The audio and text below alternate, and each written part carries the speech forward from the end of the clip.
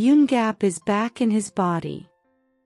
The haunted palace continues to swirl with unexpected and unexplainable twists and turns.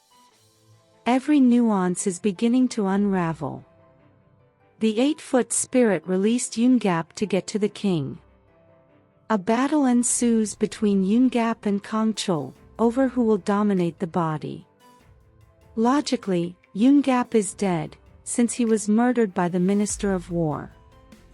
He would have crossed over to the land of the dead, had the vengeful spirit not swallowed him. Therefore, Yori's plan to restore him to his body makes no sense. It's not as if she can resurrect the dead. First, the spirit made YoonGap see how everyone continued without him, and how KangChul easily replaced him. He lost it when he learned that the king knew KangChul wasn't him, but the king still accepted KangChul. After the vengeful spirit failed to harm the prince because of the warding stone, it made new plans to ensure the king doesn't succeed in his efforts to appease it. KangChul was easy prey as his powers waned with each passing day. According to the monk, the flower of the kdrama tree will fill him with power, enabling him to fight against the vengeful spirit, without losing his glowing pearl. YoonGap's mother is emotional, to hear him call her mother once again. However, Yori soon discovers that KangChul also resides in the body. Worried, she meets with the monk to express her concern for KangChul. Hopefully, the monk will tell her about the kdrama tree. Meanwhile, YoonGap carries on as if nothing happened, and visits the king. In his excitement, the king hugs him, but KangChul surfaces and is affected by the king's warding stone.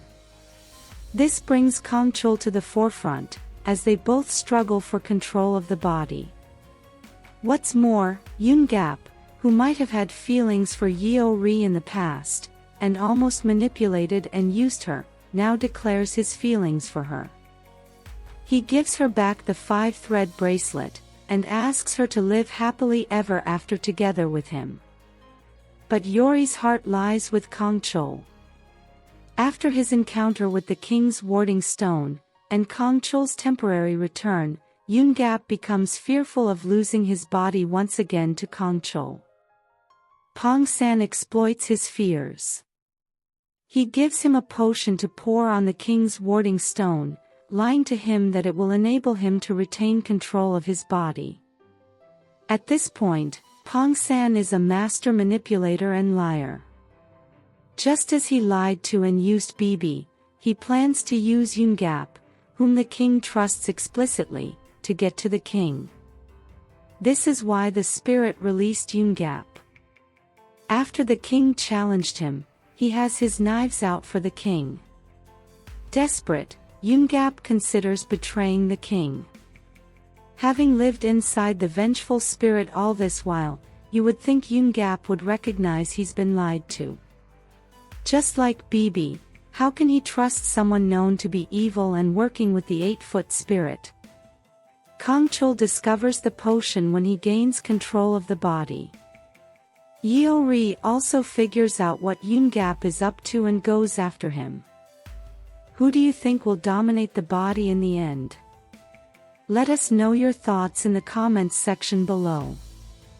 If you enjoyed this content, please like, share, subscribe, and turn on your notification bell for everything wonderfully K-drama. Thanks for watching, goodbye.